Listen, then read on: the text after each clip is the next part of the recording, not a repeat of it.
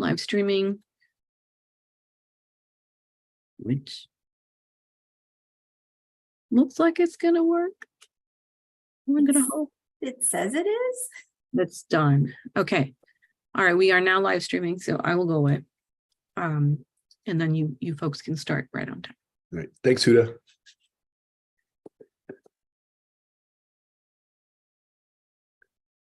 Who's going to go first? All right, Kevin Kevin. is the first half. All right. So my watch says about 1 more minute. Should we just wait till bottom of the hour? All right. Sure. Were you asking that question in terms of introductions? Yeah. Well, not introductions, but who'll be first, and I guess just for order of giving your bios, I guess. Okay.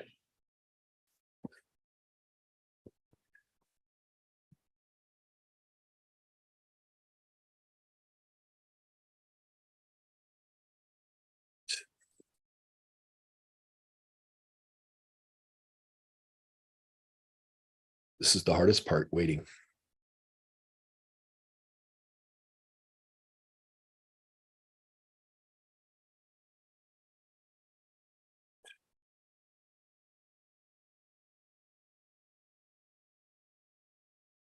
I just hope I don't get another lightning strike that knocks me out like it did first presentation this morning.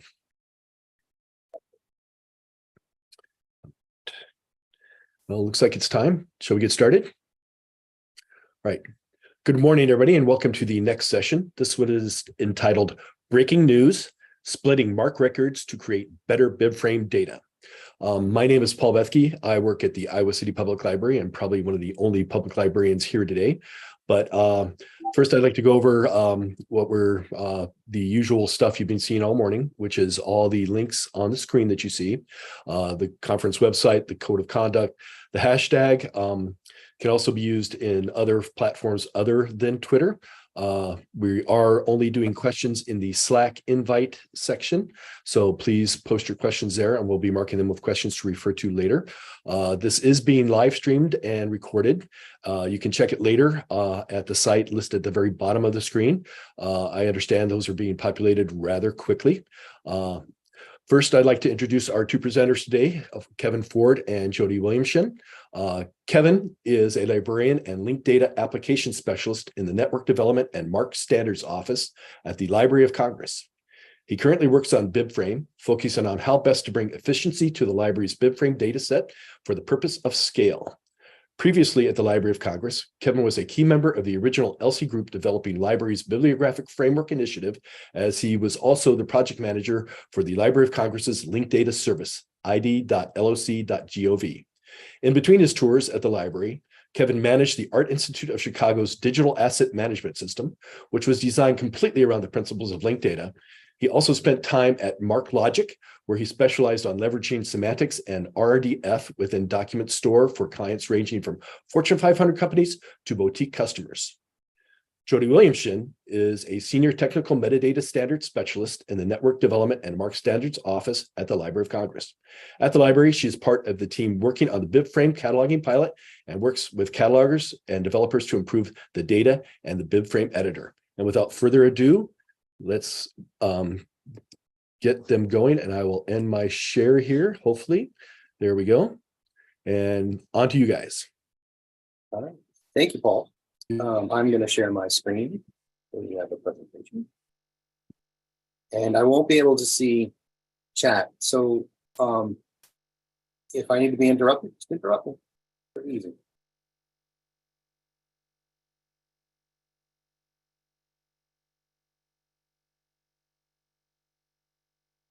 All right. Okay, well, thank you for having us.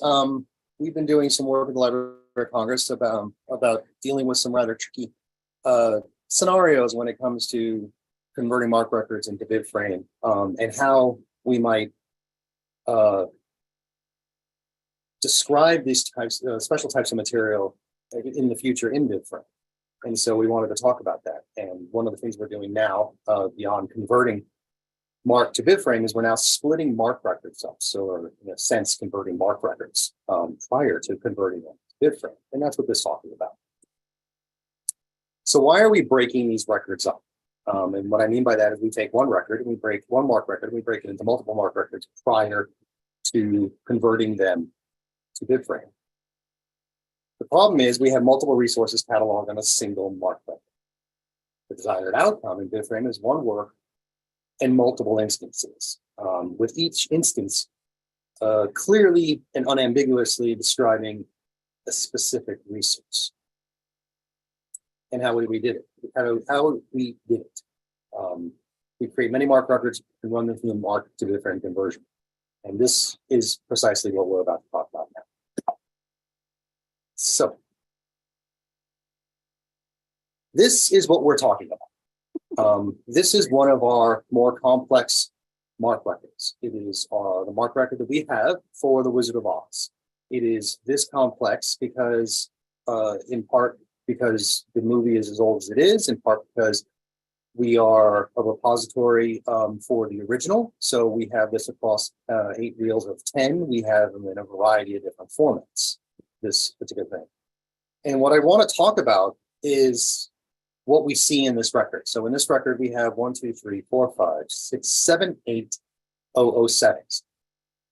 Each one of those 007s correlates with a 300. Our catalogers very conscientiously do everything they can to correlate the 007 with the 300 and its, correlated position. So the first 007 goes with the first 300, the second 007 goes with the second 300, and so on and so forth, all the way down to 8. In this way, happily, we are actually capable of doing something with this information. But this is where we were starting from. Here's just another example, a much simpler example, and a little bit different, but nevertheless, the same type of thing is going on. You have one MARC record trying to describe 2 different instance types. In this case, we have a physical instance type, a drawing, and an electronic instance type, the digital file from the copy of the film. And I've color correlated the information together. So everything in orange, and apologies to anyone with any form of color blindness if this is a problem. The first 007 goes with the 300, the 336, the 337, and the 338. The second 007 goes with the 856 in this particular record. So it doesn't go with any free access field.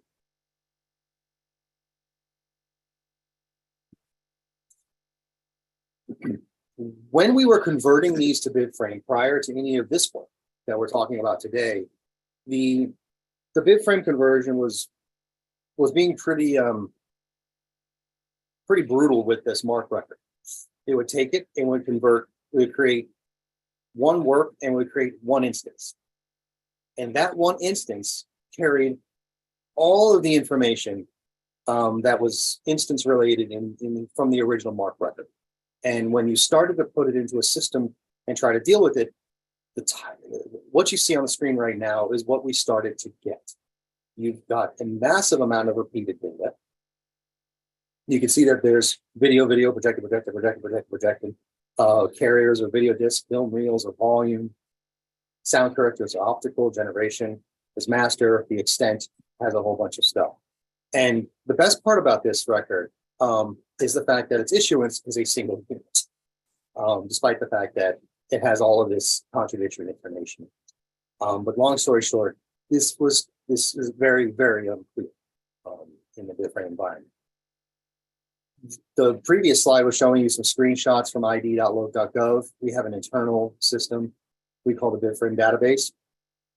It is equally confusing in how it deals with this information, and that's for the very simple reason that it was extremely unclear. There is absolutely no correlation whatsoever going on prior to this work in the conversion.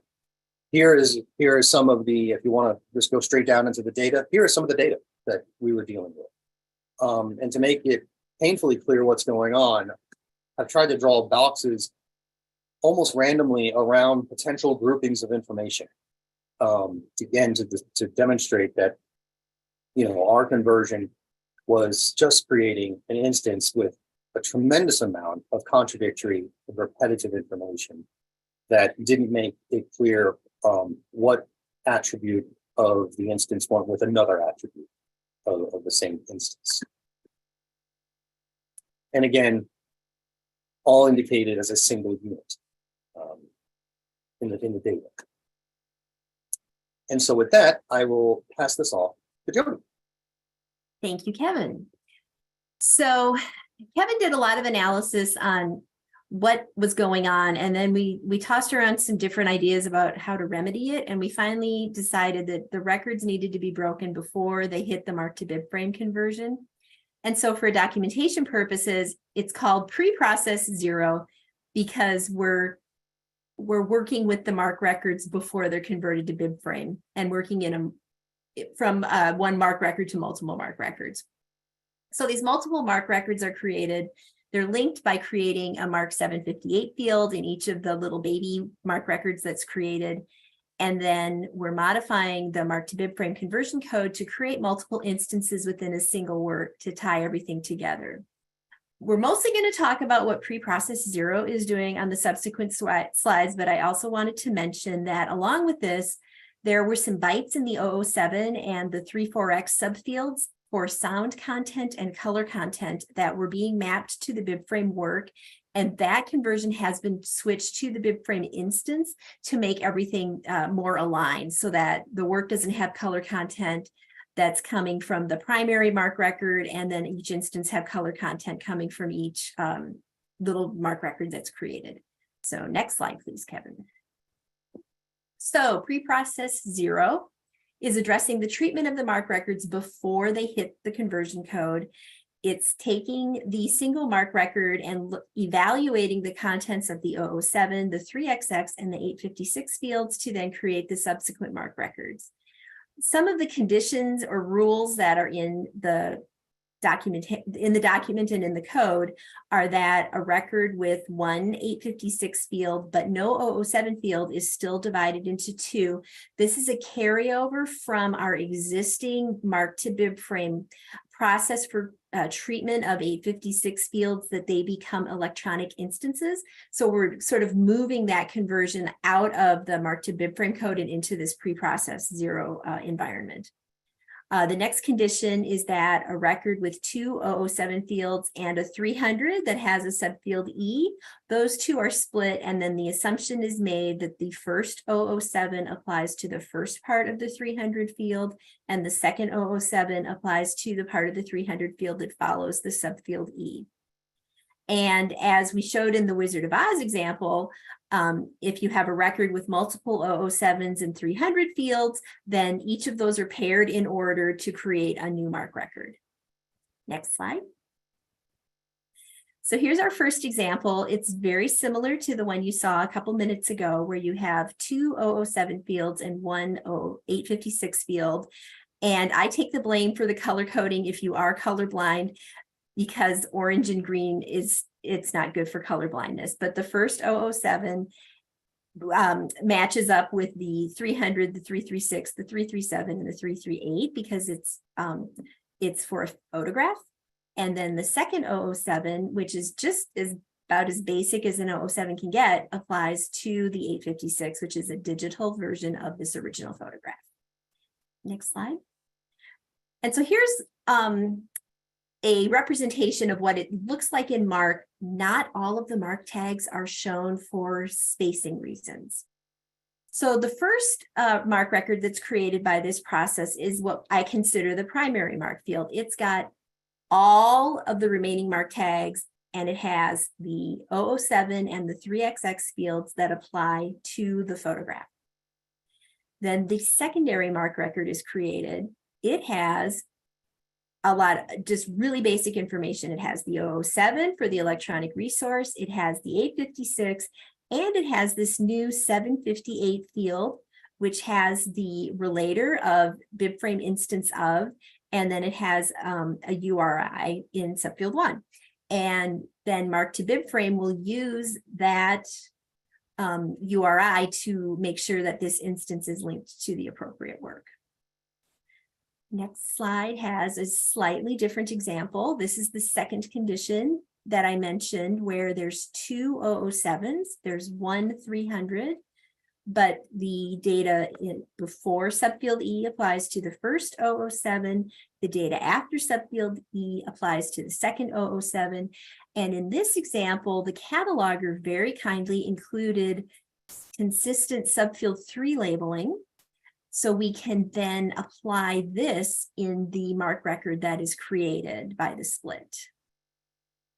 And that's in the next slide. So here we have, again, the primary MARC record has the fields connected to the first 007, including all of the things that say subfield 3 audio disc. And then in the secondary MARC record, we have fields connected to that second 007. The 758 field is created, and all of those 33X fields that have the subfield 3 of video disc are also carried along. So we're getting a more complete MARC record out of some pretty brief information. And then the third example is a variation on the Wizard of Oz where we have 3 007s and 3 300s. We're very lucky that our video catalogers are really conscientious about pairing everything in the correct order. And we also have the benefit of some subfield 3s. I do not recall if in this example, the subfield 3s carried into other 3XX fields, because as you see in the next screen, I didn't deal with them in the example. But had there been a 3-4X field that said viewing print, that would have gone with the primary MARC record and so on. And let's go to the next slide. This is how it looks once it's converted to Bibframe. And you'll see that there's a lot of instances that are collapsed for display reasons. But if you look at the numbering, you'll see that the first instance just has 115.11184 as its identifier, and then the subsequent instances are incremented up. And then the final one, number 8, is the one that's expanded, and you can see that it has an RDF type of secondary instance, and then it has the issuance, the media, the carrier that are all coming from the 007 fields or the 33X fields, depending on the record. And then all of the bytes from the applicable 007 have been expanded out into their different characteristics. Now, I do want to mention that the RDF type of secondary instance has a possibility of changing. We're still sort of discussing how we're going to identify these types. So in the final result, don't be surprised if it has or has not changed. And the next slide. So in addition to the work that we've been doing, Matt Miller has been refactoring our Marva code, which is our Bibframe editor. And one of the most exciting developments in it is this sort of side-by-side view of editing a work in an instance so that you don't have to scroll all the way through the work then to get to the instance. And so I've sort of mocked up how it would look if you had multiple instances. And you can see here on the work, the title is Between Noise and Silence. And then in the first instance is addressing the 7 audio discs, and the characteristics down at the bottom of the screen reflect that. And then the second instance is for the video disc. We haven't gotten the Marva development fully up to the point of doing multiple instances. The side-by-side of a work in a single instance is available now, and our catalogers are evaluating it. And I'm hoping that in future iterations of Marva, we will have the ability to do multiple instances like this at the same time. And we haven't solved all of the problems that come with this sort of work. The first challenge is that there is no guarantee that the 007 and 300 fields are ordered correctly. We were able to present some really lovely examples, but there's a lot of older records in our database that are probably not as cleanly presented. And so it is possible that we're going to have some mismatches as the MARC records are generated. In addition, we have found cases where a single resource is described with 2 007 fields. If, for instance, a single DVD has different characteristics within it, and what's happening right now is that 2 instances are going to be created for a single DVD. And we haven't really scoped out how big of a problem this might be, but it is just a pitfall we need to be aware of. We also have uncertainty about what the instance title for each of these split records should be. Right now, nothing is being created. This will undoubtedly change before all of this is released out into the general public. And next. So you might be thinking, we're not going to switch to Bibframe tomorrow, but what can we do now? And the biggest thing to do is follow this existing LC-PCC policy statement. This is for original RDA instruction 3.1.4. This LC-PCC policy statement has some either or options. But the first option is to create separate 300 fields. And I think if catalogers started thinking that every time they created a MARC record with multiple 007s, if they had a 300 to match, that would go a long way towards cleaning up the data now for Bibframe later. And then for the final rule, if you can switch to the next slide, Kevin. If you're not creating an additional 007 field within the MARC record, then use the 300 subfield E. So I think of it as sort of a either or. Extra 007s, multiple 300s, one 007, one 300. And I think then the next slide, these are where you can go to see our specifications, run records through our conversion, record by record conversion viewer, and then at GitHub to download the code when it's publicly available. And with that, I believe we are ready for questions. All right. Thank you, Jody and Kevin.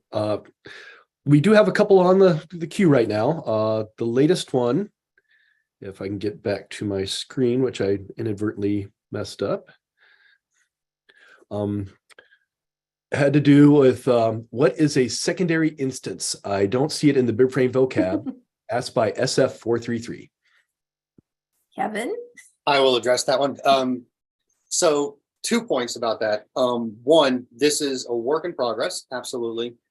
And two, secondary instance should actually be in the BFLC namespace. So we use the BFLC namespace for properties and classes that we are testing out or that we feel we require for some reason or other that may or may not ever make it to the official vocabulary. It's where we try to begin versus beginning directly in the main vocabulary.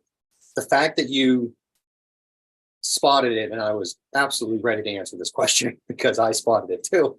The fact that it's in the formal namespace right now is a bug that is simply an aspect of the fact that this is a work in progress right now, and it needs to change to this BFLC namespace. Yeah, Kevin actually kind of started coding all of this while we were still figuring out what it would exactly entail. So the documentation is catching up to the code right now. Hope that answers that question. I notice he's typing another one in. We'll get to him when that's completed. The other question we had was, I was wondering how 007s were matched with the 300s, etc. Matching based on order definitely seems like a problem.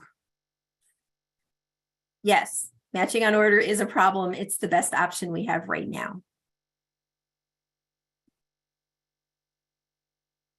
And then the follow-up from SF433. What is it meant to mean separate from Bibframe instance?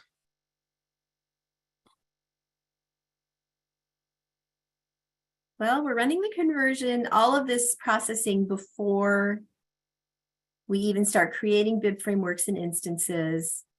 And then the goal is that you'd have one work with multiple instances, and the 758 fields that the process is creating are a way for the program to ensure that those tiny little instances are just not floating off in Never Never Land. They're linked back to the work that they came from. I don't think I'm answering the question. I think I may need a little bit of clarification on that too. But while I'm unmuted, let me just throw out there something that we didn't talk about at all. but which resides constantly at the back of our mind with all of this, and will be in some form or fashion part of the end product of this specific project right now, is going from Bibframe to MARC, or going back to MARC from Bibframe after having done this. There are two fields of thought. On the one hand, every instance could become its own MARC record, in which case we have a host of problems on our side, such as the fact that those secondary instances do not have LCCNs. Do they have enough information to be a robust enough MARC record in our system, or anyone's system for that matter? On the other hand, there's the question of, do we try to recreate the compound MARC record from those disparate or multiple instances? And then what does that entail? What I will say, though, is that the secondary instance type right now gives us a little bit of a hook to more readily understand which one is the primary or principal instance, if you will, and which are the secondary ones, which would be defined as things that become 007s or other 3XXs on a recompounded MARC record. Going to go ahead and ask this. I'm not sure if SF433 is changing the question in the process right now, but he asks, what is the definition of a secondary instance? Oh, Secondary instance is an instance at this moment in time, it being the BFLC namespace. A secondary instance is an instance derived from a compound MARC record that does not represent the main instance related to the work that's inherent in that MARC record.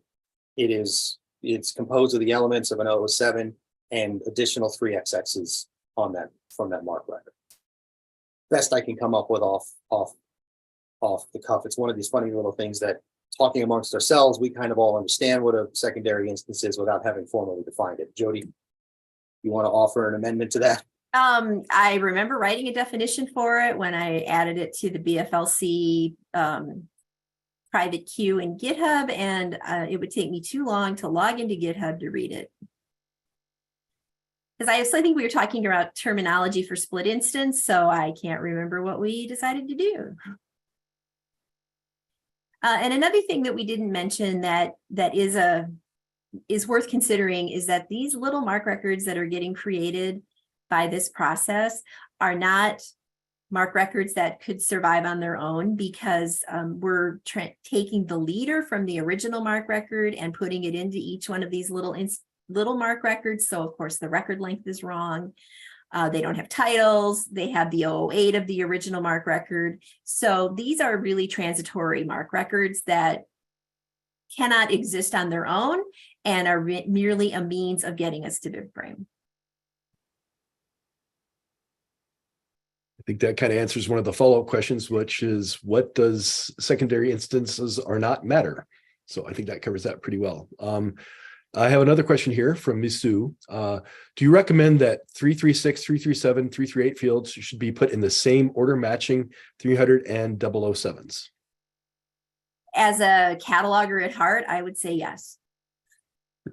And also, if you're going to use subfield 3, which is also very helpful, use consistent terminology throughout. One of the things I noticed when I was trying to assemble examples for testing is that we would have a subfield 3 that said audio disc singular, followed by another 3x field that would say audio discs plural. And then you'd get 2 points where there would be a subfield 3 that would be audio disc, comma, video disc. And then there'd be a subfield 3 that was video disc. And then my inner cataloger got really angry. Right. Going to hang out for a second, see if there's any more questions. If not, I would like to thank you, Kevin and Jody, for a wonderful presentation. And I'd also like to, we got one more just popped in, so hang on just a second. This is a couple more actually. Again, from Miso, is access to Marva limited to LC catalogers only? Previously, LC Bibframe editor was available on the web, but now it's not anymore. And you can go to, is it bibframe.org? And the Marva is there. And then the next question, does this also apply to cases of music scores and parts that are in the 300 delimiter A?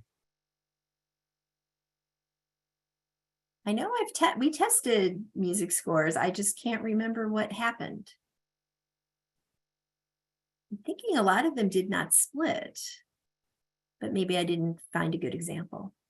It You really remember boils anything? down to whether or not the records for those scores contained multiple 3XXs or fell into one of those rules. You know, if they had multiple 07s, then they would have split. If they had multiple 300s, they would split. And if they don't have 007s, nothing's going to happen. They're Right. just We going to don't go have- we straight don't to have the anything to marked do in with it. program. Well, I think our time is very close to being up. Again, starting over, I'd like to thank both Jody and Kevin for a wonderful presentation. I'd also like to acknowledge Ron for being the chat moderator for me. And of course, the committee that organized this big, wonderful event. I'm Paul Bethke. I'm going to be out of here very soon. As you mostly probably know, the next event, the person will not be available for commentary, but the poster session is available. So I hope you enjoyed this last session before the break and hope the rest of your day is good. I myself have to brave a thunderstorm and get into work. So anyway, you all take care. We'll see you later. Thank you.